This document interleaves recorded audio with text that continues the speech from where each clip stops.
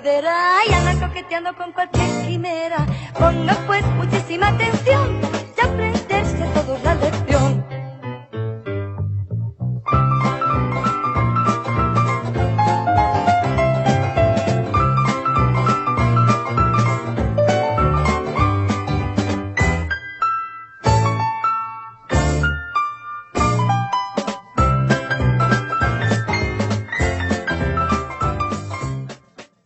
Resulta que tenemos una lección esta semana que lleva por título Sabiduría para vivir con rectitud. Y pensaba yo cuando empezaba el estudio de esta semana, Año 2024, sabiduría, rectitud. Estas palabras son muy antiguas. Esto no tiene nada que ver con la vida que vivimos habitualmente. ¿Quién habla hoy de sabiduría? ¿Quién habla hoy de rectitud? Son palabras que suenan así como extrañas, ¿no? En una época como esta. ¿Sabéis? Recientemente, para mi sorpresa, me encontraba con algún planteamiento de algún profesor de la UNED y de la Universidad Politécnica de Madrid, que decía que la moralidad es un obstáculo para el diálogo. Y ellos hablan de que, bueno, por una parte la percepción de que lo bueno y lo malo, lo justo y lo injusto se presenta a la conciencia individual dotado de cierto tipo de objetividad, dice que los individuos interactúan y aprenden en un mundo cultural convencional que incluye normas que les son presentadas a menudo con la misma facticidad que caracteriza las propiedades materiales del mundo físico, como si pertenecieran al campo objetivo de los hechos. Bueno, más o menos viene a decir que en realidad nos lo dan todo hecho y que tenemos poco espacio para pensar y que además la moralidad en general la suele escoger otro. Recientemente también un profesor emérito de neurociencia de la Universidad Pablo de Olavide decía, ¿somos libres para decidir? Bueno, él dice que según la neurociencia, nuestro cerebro es el cerebro, no nosotros, el cerebro, el que ocasiona y regula lo que hacemos y lo que pensamos. Es decir, comportamientos, deseos, recuerdos, emociones y pensamientos dependen de la actividad de porciones específicas de nuestro cerebro. Si para ver, y lo unimos a lo que nos decía Enoch esta mañana, hace falta la retina y partes definidas de la porción más posterior del cerebro, denominada corteza visual u occipital, para tocar el piano hace falta la actividad coordinada de porciones específicas de las cortezas parietal, prefrontal y motora, y así para todas las demás actividades que hacemos, sentimos o pensamos. Se preguntan ellos, ¿cómo ocurre la actividad consciente? Es decir, aquella que nos permite percibir el mundo exterior, adquirir conocimientos y tomar decisiones. Bueno, diga lo que diga la neurociencia, la Biblia, que es mucho más antigua, nos dice que tú y yo somos libres para decidir y nos dice que es una muy buena idea para ser felices ser sabios y que la sabiduría nos va a llevar a un tipo de vida distinta. Bueno, que tiene que ver con eso de la rectitud. A ver cómo lo traducimos ahora. Vamos a ver lo que nos cuenta la Escuela Sabática Like y lo comentamos. Carla se acercó a la Clínica Salmos con una gran preocupación. Necesito sabiduría. Siempre tomo malas decisiones. ¿Tienen algún salmo que me ayude? Tranquila, hay varios salmos que pueden ayudarte. ¿Y cuáles son esas malas decisiones? Siempre escojo mal a mi pareja. Gasto mucho en cosas innecesarias. Pierdo mucho tiempo en las redes sociales. Caigo fácil en las tentaciones. Me enojo y peleo con todo el mundo. La lista de problemas de Carla era casi interminable, pero mamá conocía el diagnóstico. Síndrome de la falsa felicidad. Decides buscar la felicidad en el lugar incorrecto y luego te frustras. Carla sí necesita sabiduría, pero antes necesitas entender que la sabiduría y la felicidad van por un mismo camino. El Salmo 1 puede ayudarte.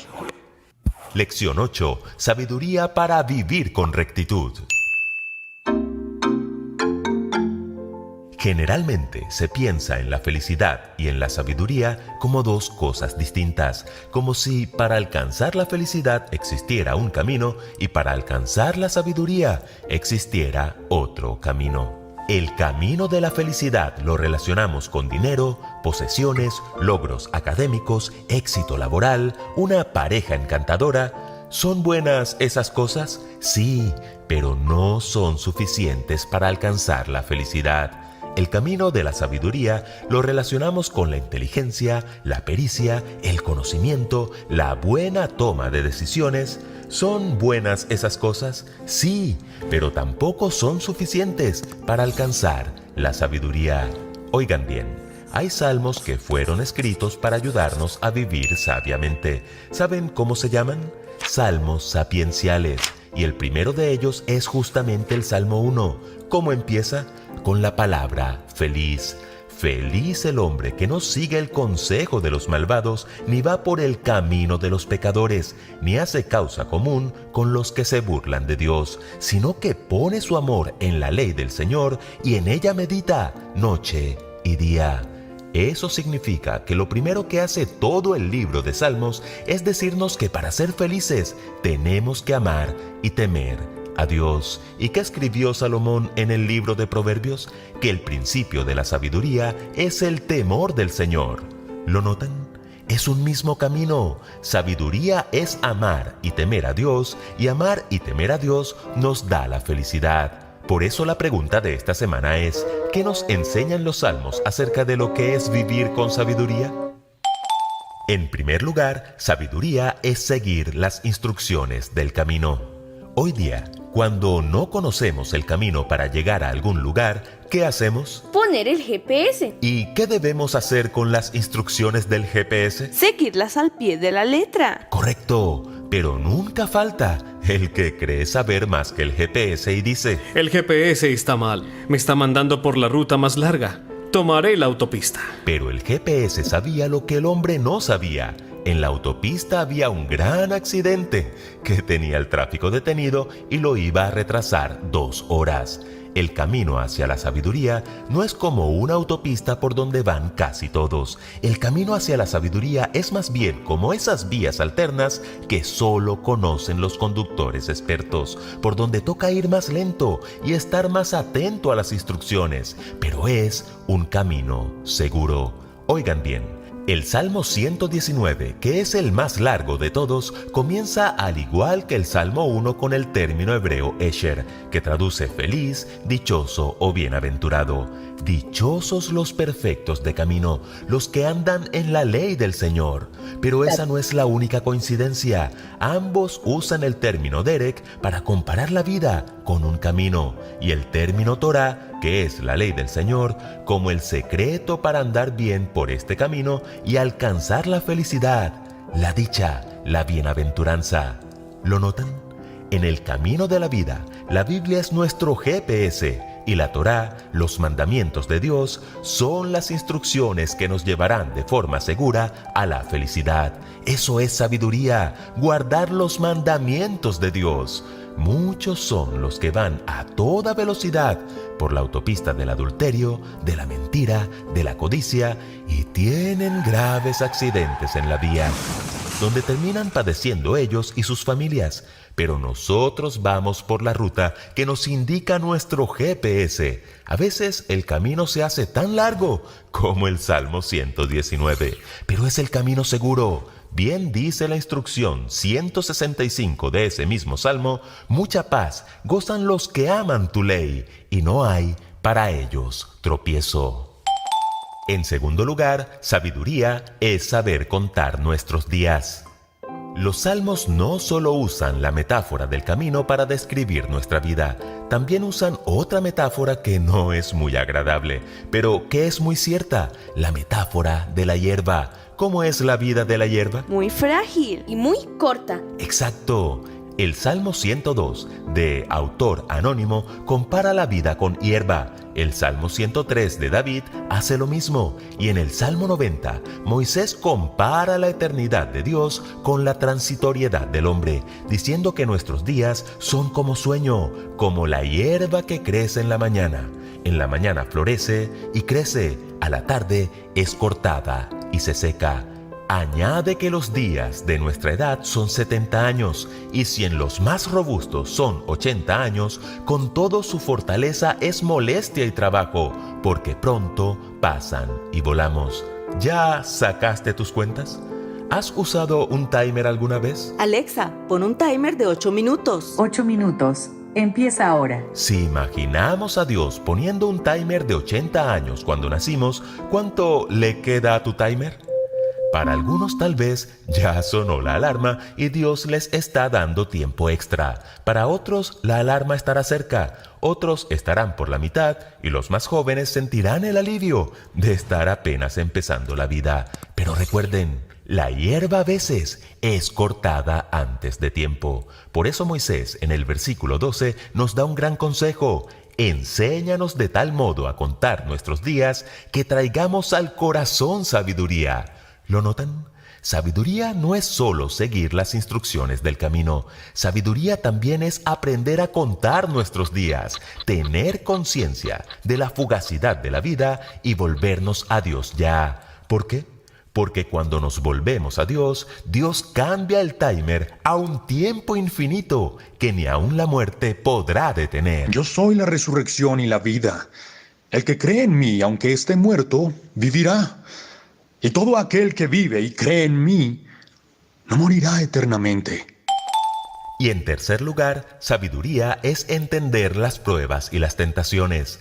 Aparte de la metáfora del camino o de la hierba, ¿qué otras metáforas hay para describir la vida? Yo leí que la vida es como un viaje en el tren. Yo escuché que la vida es como un juego de ajedrez. Bueno, sea cual sea la metáfora, hay algo que no tiene discusión. La vida está llena de pruebas y tentaciones. Saber diferenciarlas y administrarlas también es sabiduría. El Salmo 105 nos habla de la prueba de José. Trajo hambre sobre la tierra y quebrantó todo sustento de pan. Envió un varón delante de ellos, a José, que fue vendido por siervo. Afligieron sus pies con grillos. En cárcel fue puesta su persona hasta la hora que se cumplió su palabra. Y entonces afirma, el dicho de Jehová lo probó. ¿Lo notan? En el camino, a veces Dios permite pruebas, pero son situaciones dirigidas por Dios para hacernos mejores, como a José, situaciones que nos preparan para llevarnos a un siguiente nivel de sabiduría. Pero no confundamos las pruebas con las tentaciones. Las pruebas son dirigidas por Dios, las tentaciones son dirigidas por el diablo. Las pruebas las debemos soportar con oración. De las tentaciones debemos huir con oración. No dejes que se incline mi corazón a cosa mala, a hacer obras impías con los que hacen iniquidad, y no coma yo de sus deleites. Eso es sabiduría. Carla no solo leyó el Salmo 1, lo memorizó, lo atesoró en su corazón y entendió que la primera y mejor decisión de su vida debía ser poner su amor en la ley del Señor y en ella meditar noche y día, porque quería ser como ese árbol plantado a la orilla de un río que da su fruto a su tiempo y jamás se marchitan sus hojas, y todo lo que hace le sale bien.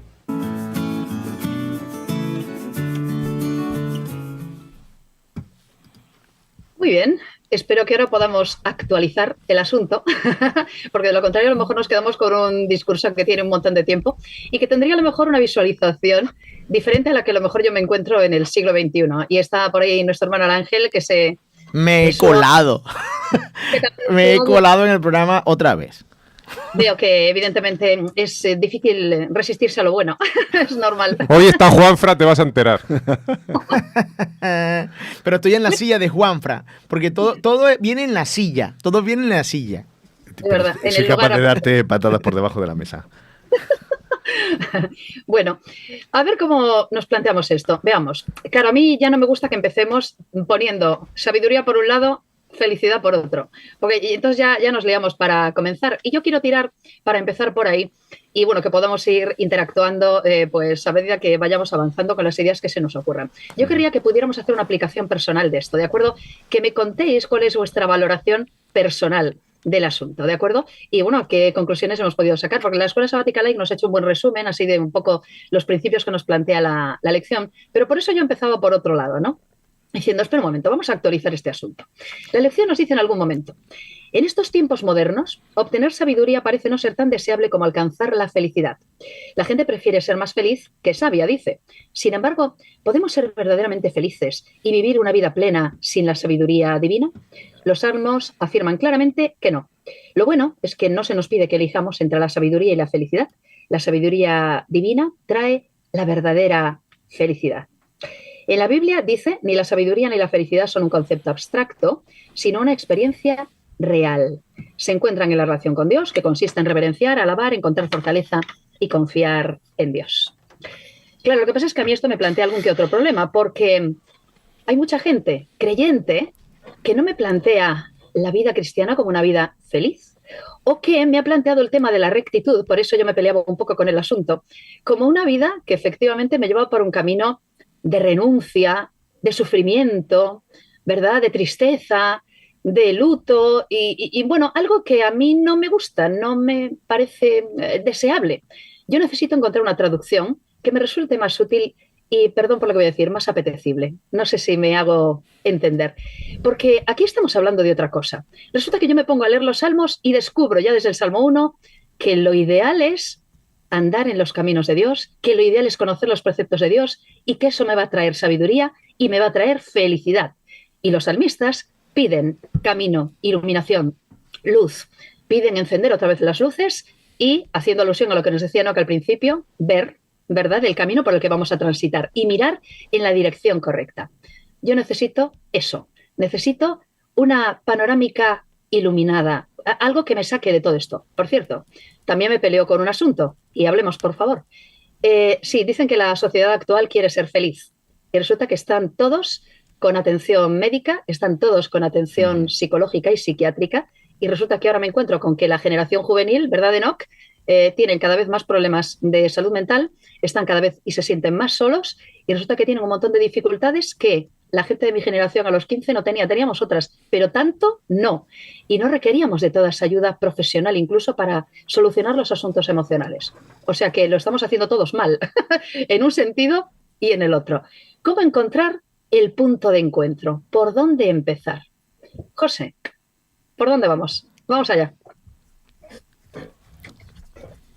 Bueno, para empezar, tu introducción, hablando de neurociencia y demás, yo no estoy en desacuerdo con esas cosas. Lo que pasa es que yo no las doy como definitivas.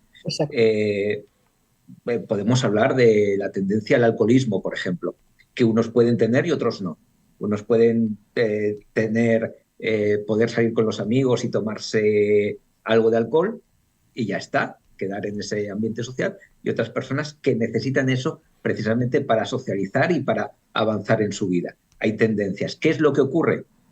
Que y eso, claro que, digamos, puede coartar nuestro nivel de decisión o de cómo desarrollarnos en la vida. Pero ¿qué ocurre? Que eso no son factores para Dios, no son factores determinantes. Sí que lo son para nuestra vida, pero una persona que tiene esa tendencia puede ser igual de sobria que una persona que no tiene esa tendencia si Dios interviene en su vida. Por lo tanto, hay tendencias, hay, digamos, factores, pero que bajo el prisma de Dios no son determinantes. Después, otra cosa que me gustaría comentar sobre la escuela sabática Light, que a mí me dejó un poco en shock, ¿no? Cuando hacía esa disyuntiva entre la felicidad y la sabiduría, como si una cosa no fuese compatible con la otra, al final, salvo Dios, el resto es relativo. ¿Qué es bueno y qué es malo? Tenemos claro lo que es malo, lo que dice la ley que no hagamos. Eso es lo malo. Pero ¿y qué es bueno? Pues para unas personas el dinero puede ser bueno y para otras personas puede ser el camino de la perdición. Para unas personas la sabiduría puede ser estupenda y a otras personas les puede sentar tan mal, les puede subir tanto el ego que les sirva también para perdición. Por lo tanto, juzgar o tener unas categorías de qué es bueno, de qué es malo, qué me conviene más, qué es lo que no me conviene, si Dios no está dirigiendo nuestra vida, yo creo que es muy difícil de decir, porque al final lo que para uno puede ser bendición, para otro realmente puede ser maldición. Y después, otro tema más que yo también me quedas un poco, cuando se nos habla de saber contar el tiempo. Yo creo que esta es una de las grandes mentiras de nuestra época. Me vais a permitir que esta semana, de forma casual, encontré un pequeño relato de un concilio de diablos que se reunieron.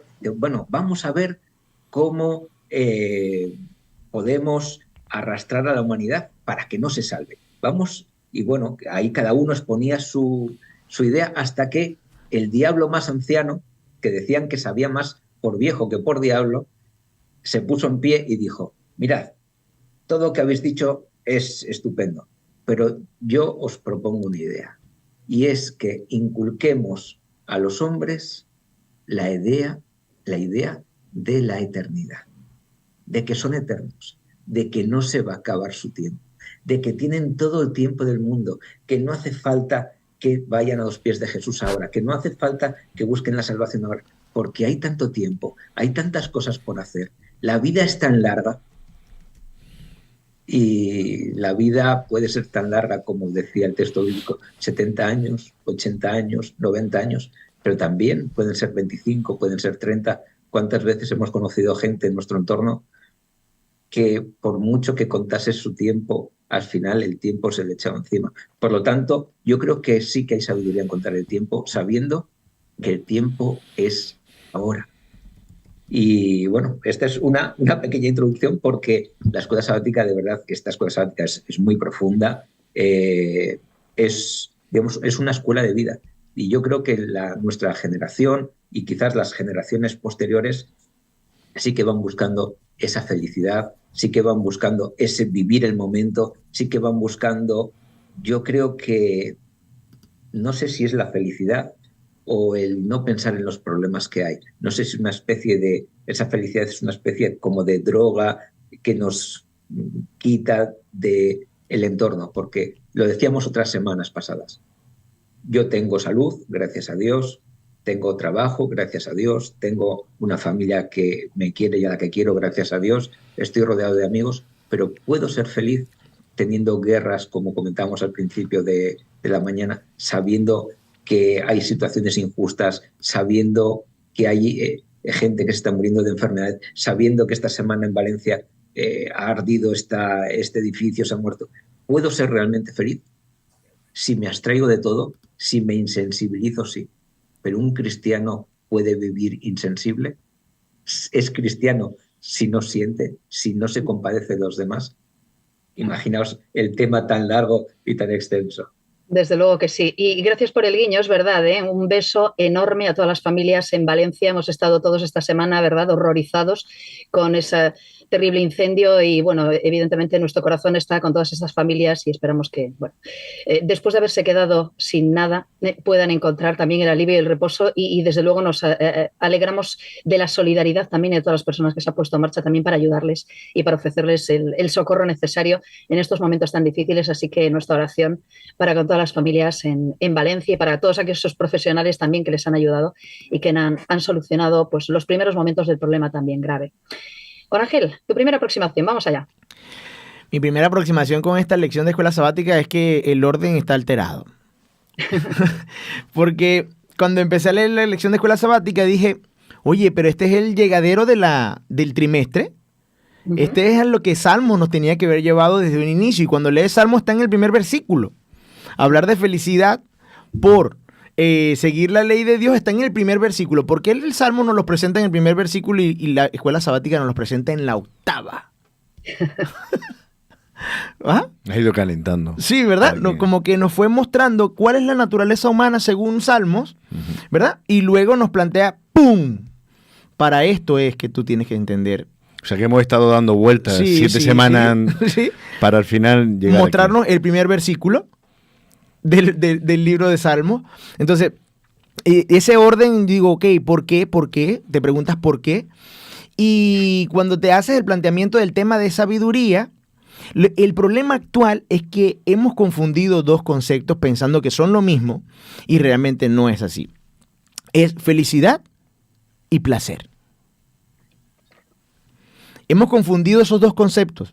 Y entonces, al confundir esos dos conceptos pensando que placer es felicidad, que sentirse grato es felicidad, que sentirse relativamente bien en una situación determinada es felicidad, buscamos entonces placer, no buscamos felicidad. Y ahora como te lo voy a decir como médico desde el punto de vista orgánico, son dos rutas neuronales totalmente distintas, son dos rutas químicas totalmente distintas, hablar de felicidad y hablar de placer. Entonces, cuando nosotros llegamos a pensar que por nuestro estilo de vida podemos llegar a ser felices en el dinero, felices en las relaciones interpersonales, felices en dejarnos llevar por nuestros propios deseos, es una cosa totalmente distinta. Entonces, creo que el planteamiento de sabiduría que te lleva a la felicidad, porque la sabiduría no te lleva al placer, la sabiduría te lleva a la felicidad, que es un estado totalmente distinto. Te voy a poner un ejemplo. Hemos hablado actualmente de muchos tipos de inteligencia, pero todo se traduce en la misma, ¿sí? Cuando tú tienes un cuerpo de conocimiento en un área determinada, o herramientas en un área determinada, tú tienes la capacidad de resolver problemas con más facilidad, ¿sí?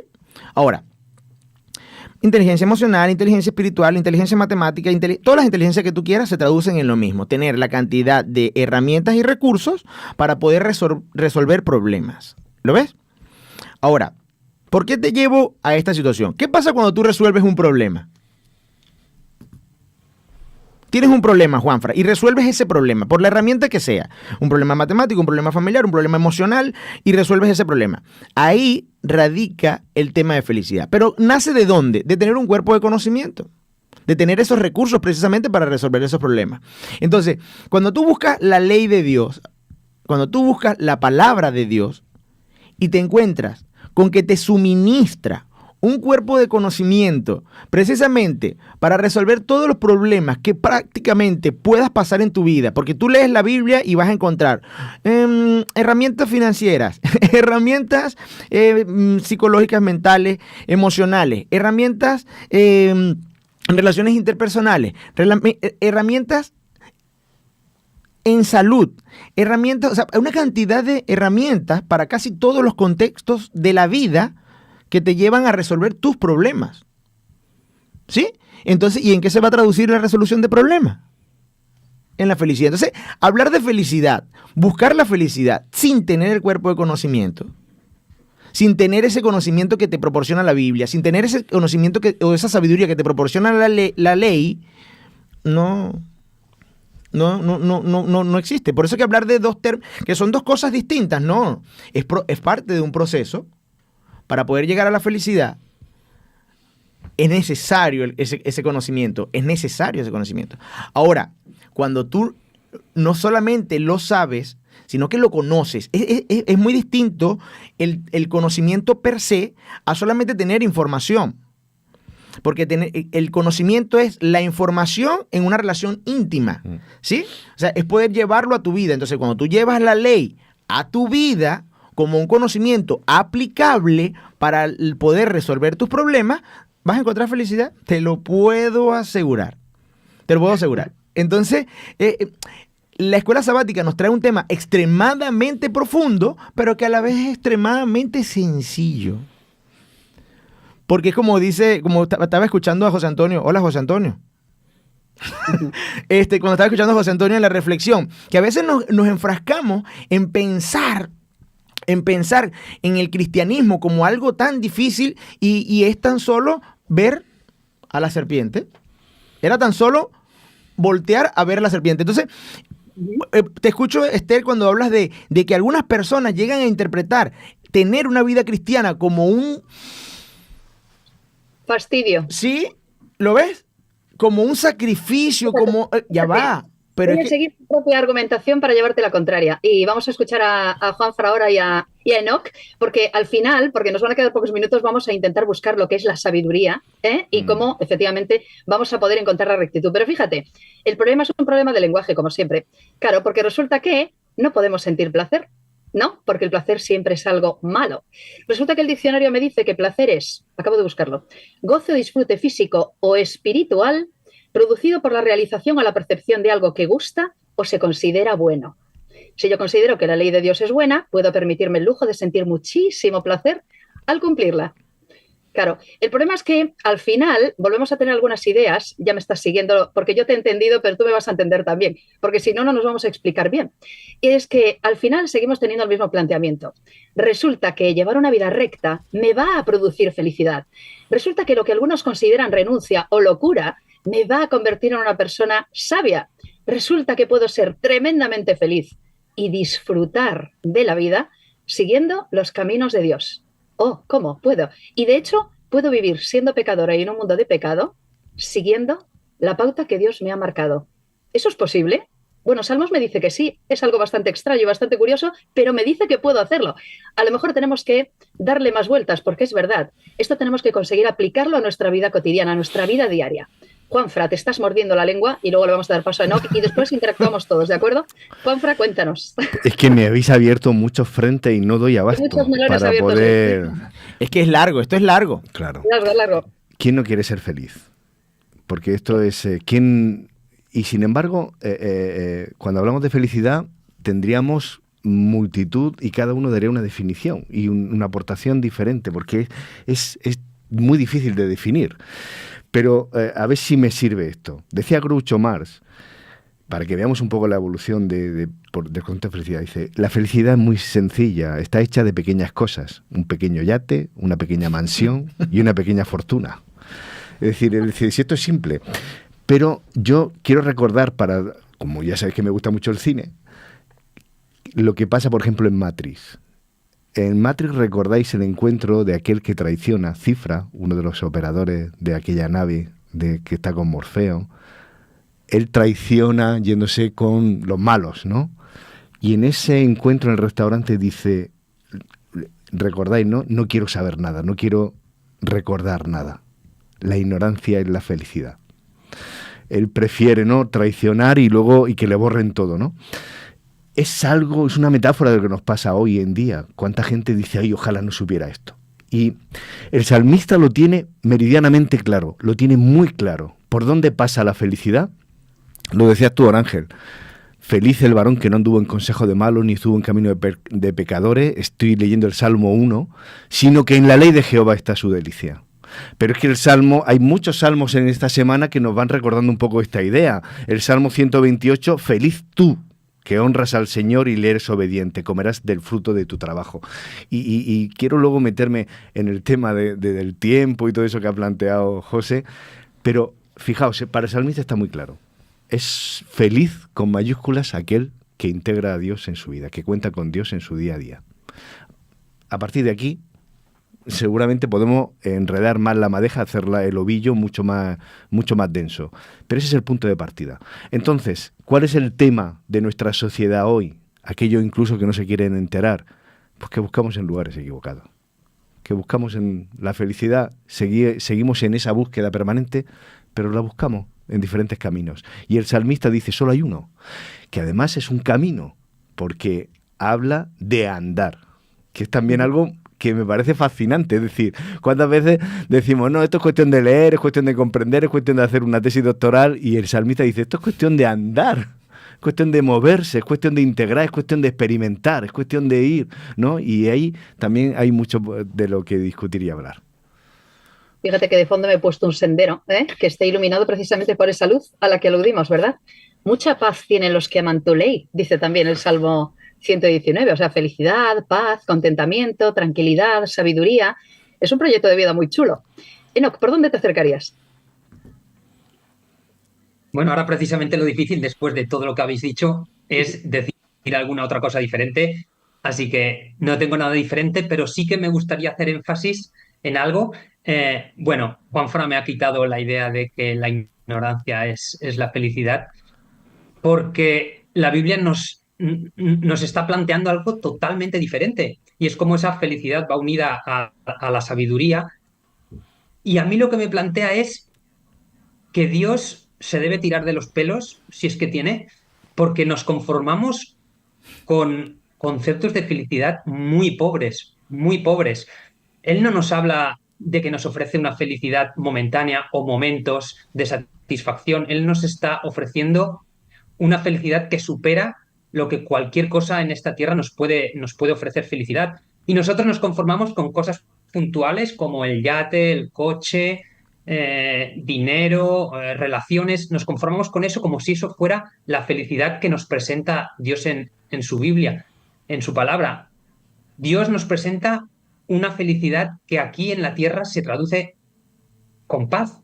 O sea, lo que Él nos ofrece es, pese a todos los sufrimientos que hay, hablábamos ahora, decía José Antonio, cómo podemos ser felices frente al sufrimiento de de otras personas, pues bueno, lo que nos dirá la sabiduría popular es que ignoremos todo eso y busquemos nuestra propia felicidad. Y sin embargo, Dios lo que nos dice es: yo os puedo ofrecer paz en medio de todo ese caos, en medio de todo ese sufrimiento, porque lo que yo os ofrezco es algo que, por supuesto, no se traduce en, pues mira, si hablábamos que de media vivimos 80 años, si sumamos nuestros momentos felices, pues quizá los más afortunados, imagínate que hayan tenido 60 años de felicidad. Digo yo que en el mejor de los casos, porque mucha felicidad veo yo ahí, pero lo que Él nos ofrece es una eternidad plagada de felicidad. ¿Y cuántas veces lo que aquí consideramos que es felicidad o que es satisfacción momentánea nos está convenciendo de una ignorancia que nos separa de esa felicidad que es la que Él nos ofrece? Y cómo, con lo que comentabais también, cómo Satanás es tan listo como para mezclar siempre la verdad con la mentira. Porque al final, ese deseo de eternidad que tenemos plantado en el corazón, como leemos en Eclesiastés, es algo que traemos de serie desde un principio. Él no necesita quitarnos ese sentimiento de eternidad. Lo único que quiere es que esa eternidad creamos que viene por otro lado y que lo importante es que busquemos nuestra felicidad en todo momento, porque no hay ningún otro planteamiento que nos pueda acercar a esa felicidad que nos ofrece Dios. Y bueno, mi planteamiento vendría un poco por ahí, esa diferencia de lo que nos presenta Satanás a lo que nos presenta Dios y cómo gana la partida tantas veces. Lo hizo con Adán y Eva recién creados y lo sigue haciendo con nosotros. Nos queremos mucho más lo que Él nos ofrece como felicidad a lo que Dios nos ofrece como felicidad. Enoch dijo algo muy clave aquí, con el tema de la felicidad dada por Dios, o dado por la sabiduría de Dios, es que venimos así de serie. Venimos así de serie. ¿Qué significa esto? Es como que tú agarrases una licuadora, ¿verdad? Una licuadora, una batidora, y no lo usaras para lo que está diseñado, lo usaras para meterle clavos, ¿sí? Vamos a moler unos clavos, vamos a moler unos desperdicios que nos quedó del bricolaje. ¿Qué va a pasar con la licuadora? Se va a romper porque no está diseñada para eso. ¿Lo ves? Entonces, cuando tú usas la sabiduría de Dios en tu vida, todo funciona en engranaje. Y por ende, ¿en qué se va a traducir? ¿Qué quiere Dios para nosotros? Pues mira, lo que quiere es felicidad. Lo que pasa es que a lo mejor es una felicidad muy diferente a la de los demás. Es correcto. Y podemos ahondar en esto. Y vamos a tirar por ahí, ¿qué os parece?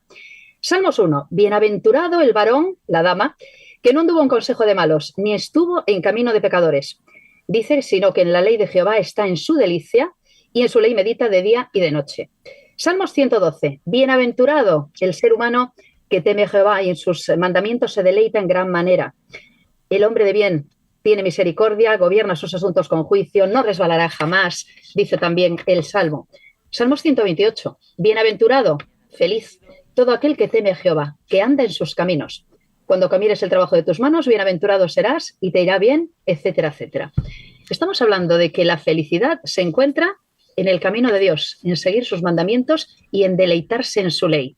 Todavía falta mucho por traducir esto. ¿Qué significa andar en sus mandamientos? ¿Qué significa deleitarse en su ley?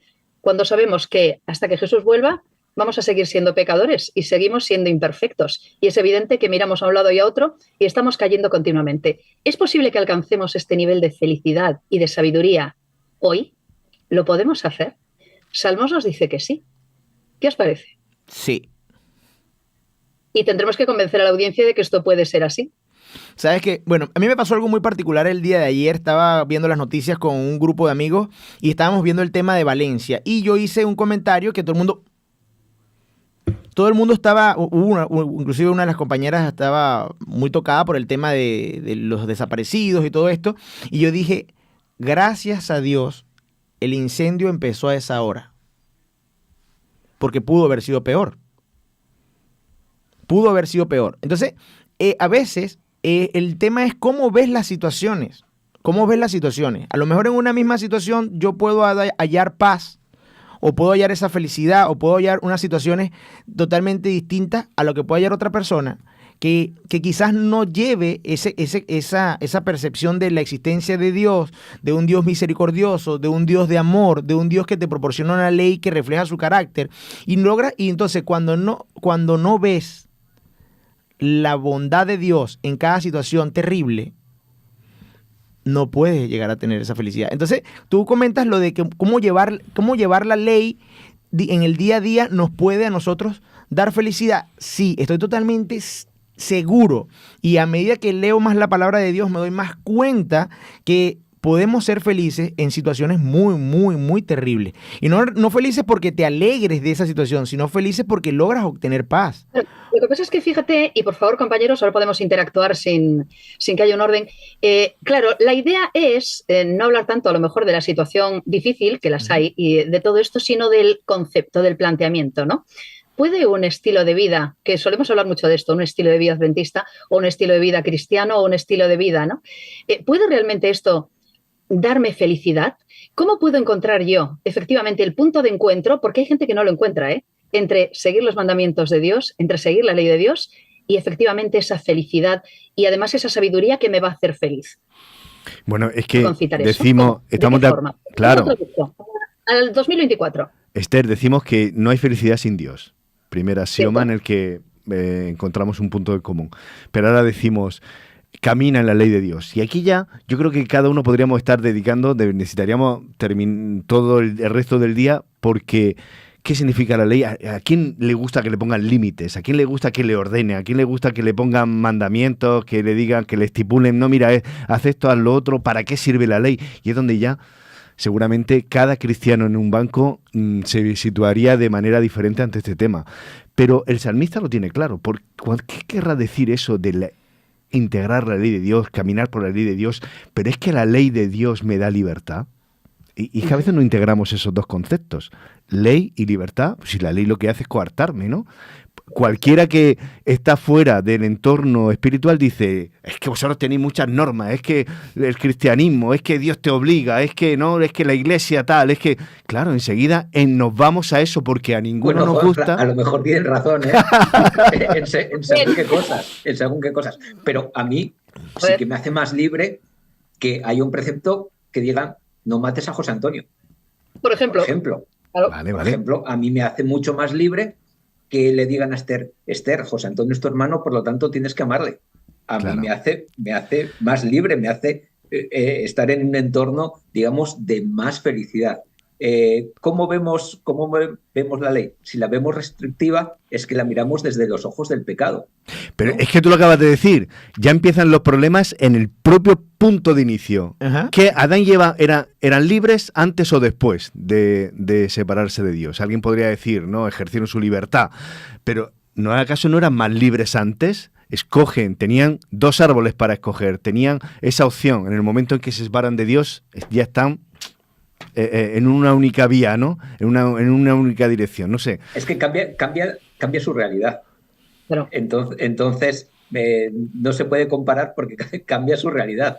Ellos eligieron otra realidad diferente y han tenido que digamos, cimentar su vida en base a esa realidad, que es lo que hacemos todos. Yo lo que veo es, y te dejo, Enoch, es que siempre o muchas veces elegimos el plato de lentejas. Elegimos la satisfacción más rápida, más momentánea. Y al final, dopamina. El plato de lentejas se termina. Ese hambre que tenemos se sacia.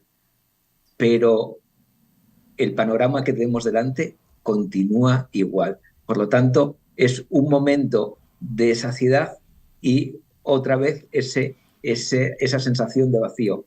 Quizás el camino de Jacob fue un camino más largo, sin duda más difícil, pero sin duda más completo. Y ahí es la dicotomía que tenemos, que el ser humano se encuentra hoy en día. Si escoger el plato de lentejas, que es lo que la sociedad nos ofrece, sé feliz con esto, compra esto, mira esto, ten esto, llega a esto, que para mí son platos de lentejas, o tenemos ese otro camino. ¿Cómo está todo? ¿No lo habéis oído nunca? Yo lo oigo. ¿Cómo está todo? Nosotros sabemos por qué está así y también sabemos que después de esto viene la liberación. Y eso nos tendría que hacer una vida con más paz, con más perspectiva y por ende con más felicidad. Perdón, Enoch. Adelante. No. Muy rápido porque creo que nos quedamos sin tiempo. pero fijaos que a lo que proponía Juanfra, Adán y Eva eran totalmente libres antes del pecado, la libertad solamente dependía de ellos y de sus decisiones, pero una vez deciden tomar del fruto prohibido, esa libertad, pese a que ellos pudieran seguir sintiendo que eran libres, se ve coaptada porque pasan a ser esclavos del pecado y vuelven a tener libertad, pero esa libertad se vuelve a basar en el amor, que era esa libertad que les ofrecía Dios. Esta vez se les vuelve a ofrecer esa libertad en un sacrificio del mismo Dios, y eso es lo que nos vuelve a hacer libres. Si no fuera porque Jesús, y retomamos el tema que hemos desarrollado hoy, si no es porque Jesús muere en la cruz cargando con nuestros pecados, adiós libertad, porque la libertad no es solamente que como hoy lentejas o macarrones, sino que no quiero que el pecado mande sobre mí y me esclavice. Y en esta línea, el amor al final es la respuesta. Eran libres por el amor de Dios, volvemos a ser libres todos porque el amor de Dios nos ha hecho libres con su sacrificio, y además ese amor se describe en la ley de Dios, porque no olvidemos que los israelitas llevaban 400 años en Egipto y salen de allí. ¿Y qué es el amor? ¿Cómo se demuestra el amor? Porque al final el resumen de la ley es ama a tu Dios, ama a Dios con tu mente, con tu corazón y con todas tus fuerzas, y a tu prójimo como a ti mismo. Pero ellos no tenían ni idea cómo se demostraba ese amor. Venían de una religión politeísta, eran esclavos, no tenían oportunidad de demostrar ese amor. Y entonces se les explica por dónde viene ese amor. Como decía José Antonio López, no mates a nadie. Ahí estarás demostrando que le amas.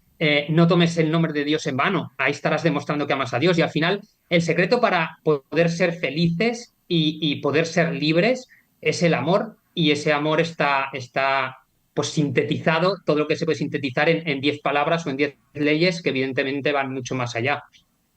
O sea, que el Salmo 119, y ahora le voy a dar paso a Juanfran, no sé si nos da tiempo, no, porque están terminando la historia de los niños prácticamente, pero bueno, por aquello de contar los días, que será para otro momento también que podamos decir qué significa esto de contar los días, pero al hilo de lo que está diciendo Enoch y lo que estabais comentando también, dice el Salmo 119, con mis labios he contado todos los juicios de tu boca, me he gozado en el camino de tus testimonios más que de toda riqueza, me regocijaré en tus estatutos, no me olvidaré de tus palabras. Mucha paz tienen los que aman tu ley, que lo hemos dicho esta mañana también, y no hay para ellos tropiezo. Hemos hablado del camino, de seguir el camino, ¿verdad? Y del GPS que nos ayuda a veces a perdernos. Pues resulta que según esto, no hay tropiezo. Y también dice, he guardado tus mandamientos, tus testimonios, porque todos mis caminos están delante de ti. Si fuéramos conscientes efectivamente de la bendición que puede haber siguiendo ese camino, siguiendo esa ruta, y que nos habla de que podemos encontrar felicidad y podemos encontrar gozo precisamente en dejarnos guiar y en dejarnos llevar por esos caminos. ¿Cuán mejor nos iría, verdad? Y dice también el texto de Enséñanos de tal modo a contar nuestros días que traigamos al corazón sabiduría. Justo termina diciendo, de mañana sácianos de tu misericordia. Y dice, y cantaremos y nos alegraremos todos nuestros días. De momento no está hablando de cuando lleguemos a la eternidad, dice aquí, nos alegraremos y cantaremos. Alégranos, le pide el salmista a Dios, conforme a los días que nos afligiste y los años en que vimos el mal. Estamos hablando de una perspectiva que nos va a llevar mucho más allá del día a día, ¿verdad? Y del contar cada día para ir obteniendo también sabiduría. Termina diciendo, este salmo es el Salmo 90, fijaos qué bonito. Para aquellos que no lo hayan leído, que estéis en nuestra audiencia y que a ver si os invitamos a que lo podáis leer. Sea la luz de Jehová, nuestro Dios, sobre nosotros. Otra vez volvemos a la luz, Enoch, para ir luchando contra esa oscuridad y contra esa ceguera. Y la obra de nuestras manos confirma sobre nosotros. Sí, la obra de nuestras manos confirma. Dice el Salmo 102, mis días son como sombra que se va y me he secado como la hierba, pero hay salud, hay vida, hay salvación también en volver a encender la luz. ¿Tienes todavía un momento, Juanfra, para terminar esto de contar los días? Nos quedamos, fíjate que estamos viendo ya que acaba casi la historia de los niños, pues mira, pero cuéntanos. Esto es que es muy profundo, pero voy a retomar el tema del tiempo, porque en definitiva la ley de Dios o lo que el llamamiento del salmista me parece que es un llamamiento a despertar, a tomar conciencia de ciertas cosas. Pero ¿en qué sentido? ¿Qué tipo de Dice, cuando comieron del árbol de la ciencia del bien y del mal, se le abrieron los ojos a Adán y Eva, es decir, despertaron. ¿Pero a qué despertaron? A otra realidad. Mucha gente se queda con eso porque parece que te abre a otro tipo de conciencia, ¿no? Y a veces desprecian a Dios diciendo, no, pero... ahora conocen. Ahora conocen, ¿no? Yo quiero, ¿no? Y muchas veces rechazamos a Dios porque... pero, ¿a qué es lo que Dios le estaba intentando decir? El día que despiertes a esta realidad no te va a merecer la pena. Una de las cosas que implica eso es que vas a despertar al tiempo, a la finitud. Por eso recojo un poco el testigo que decía José Antonio, la eternidad. Es que no entendemos bien lo que significa eso, pero ellos estaban en una eternidad presente, Adán y Eva. No tenían problema con el tiempo.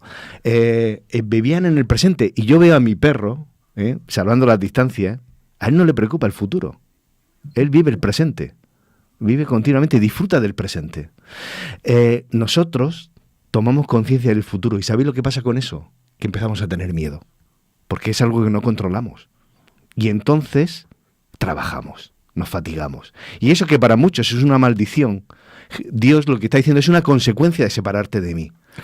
Es una consecuencia de abrir una puerta que no era necesario. No escojas esta vía, porque empiezas a sacrificar cosas hoy por el futuro, ¿no? Y entonces empezamos a decidir y empezamos a perdernos, ¿no? Pero qué interesante, podemos integrarlo en un futuro próximo. Seguiremos hablando de esto. Empezó la zona mixta, porque ese es Richard. Y le damos paso ya a Richard y nos reunimos luego en la zona mixta.